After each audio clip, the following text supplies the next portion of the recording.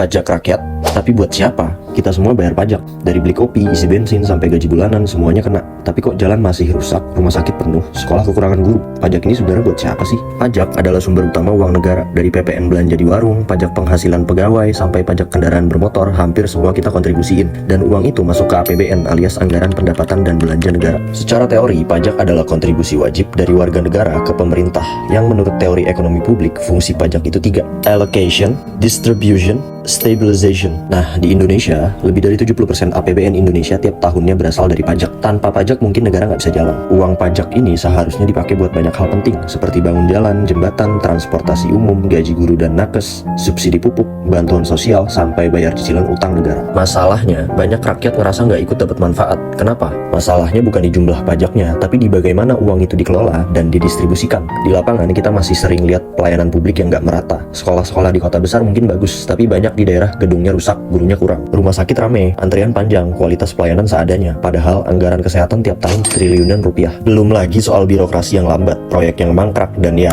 korupsi. Dana yang seharusnya sampai ke rakyat bocor duluan di tengah jalan. Ada juga masalah ketidaktepatan sasaran. Bantuan sosial kadang malah nyasar ke orang yang mampu, sementara yang benar-benar butuh malah nggak kebagian. Semua itu bikin banyak warga akhirnya ngerasa, udah bayar pajak, tapi negara nggak hadir buat gue. Padahal kalau sistem pengelolaannya rapih, transparan, dan adil, pajak bisa jadi alat paling kuat untuk membangun negara dan memperkuat kesejahteraan masyarakat. Jadi bukan pajaknya yang salah, tapi manajemennya. Idealnya, pajak itu dikelola secara efisien dan transparan, dialokasikan ke sektor yang produktif, kayak pendidikan, teknologi, riset, dan pembangunan berkelanjutan. Karena di negara manapun, pajak bukan cuma soal bayar, tapi soal kepercayaan publik. Kalau rakyat rajin bayar, tapi nggak ngerasa dapat manfaatnya, ya trustnya runtuh. Pertanyaannya sekarang, negara udah bener belum pakai uang itu? Karena kalau pajak nggak kembali ke rakyat, ya buat siapa?